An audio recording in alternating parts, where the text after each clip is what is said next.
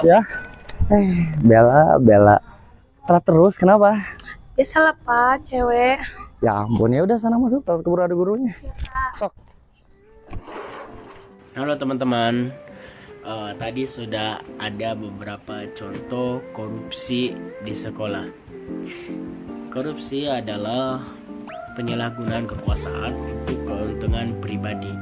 Secara tidak langsung, dampak korupsi itu sangat banyak, yaitu hilangnya kepercayaan publik terhadap pemerintah. Mungkin ada beberapa pemerintah yang menyelipkan atau mengambil uang subsidi untuk masyarakat. Sangat disayangkan karena kita itu negara yang sedang untuk menuju generasi emas pada tahun 2026. Sangat disayangkan tujuan kita yang mulia akan tercemari oleh korupsi yang sangat kotor, karena korupsi tidak menjunjung tinggi kejujuran dan menjadi penghambat negara kita untuk maju. Seperti kata-kata Cak Lontong, 100 orang miskin tidak akan menjadi negara kita menjadi negara yang tidak maju. Tetapi satu saja koruptor itu sangat berdampak terhadap pemerintahan untuk Indonesia maju. Faktor penyebab korupsi itu lemahnya sistem pengawasan dari guru, orang tua, pemerintah maupun teman-teman yang ada di sekitar penyebab korupsi tersebut. Kurangnya pendidikan anti korupsi itu juga menjadi faktor penyebab korupsi, karena anak kelas 6 SD saja sudah mau bermain gosokan atau bermain judi. Itu juga termasuk korupsi, karena uang yang diberikan orang tua harusnya dimakan untuk jajan, bukan untuk korupsi tersebut, bukan untuk bermain judi ataupun membeli permainan, karena niat awal orang tua memberikan uang adalah untuk jajan ataupun makan untuk kebutuhan perut. Strategi pencegahan yang saya kembangkan yaitu tentang edukasi, sosialisasi nilai-nilai kejujuran dan integritas sejak dini.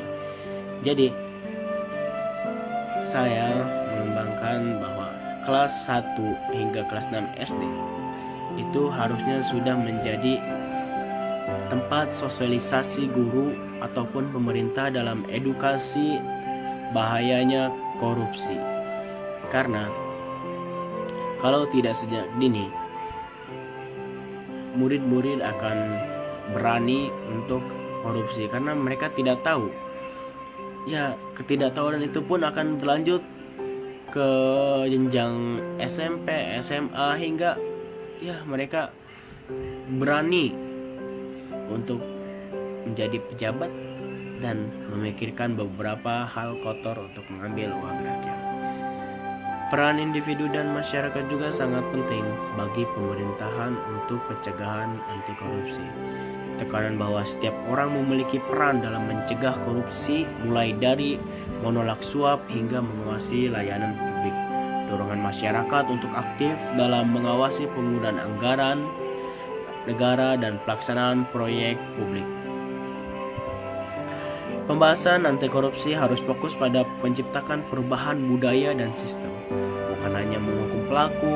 Pendekatan yang edukatif, partisipatif, dan berbasis solusi adalah kunci untuk memastikan upaya ini berdampak jangka panjang.